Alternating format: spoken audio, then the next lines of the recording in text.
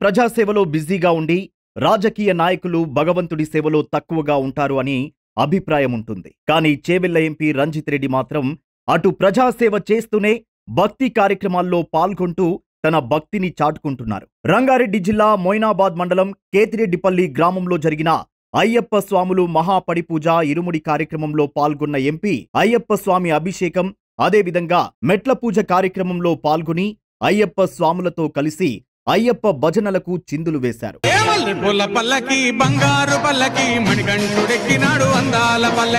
అనంతరం అయ్యప్ప స్వాములు భిక్షలో పాల్గొని శబరికి వెళుతున్న అయ్యప్ప స్వాములకు శాలువా పూలదండలతో సన్మానించి వారికి పండు ఫలాలను అందజేశారు. ఈ కార్యక్రమంలో పాల్గొనడం నిజంగా చాలా సంతోషంగా ఉందని, రాష్ట్ర ప్రజలందరూ సుఖ సంతోషాలతో ఉండాలని, కేతిరెడ్డిపల్లి నుంచి శబరిమలకు 1200 కిలోమీటర్ల పాదయాత్ర చేస్తున్న అయ్యప్ప స్వాములు ఆ భగవంతుడి ఆశీస్సులతో క్షేమంగా వెళ్లి తిరిగి రావాలని ఆ భగవంతుణ్ణి కోరుకుంటున్నాను అని చేవెళ్ల ఎంపీ రంజిత్ రెడ్డి తెలిపారు.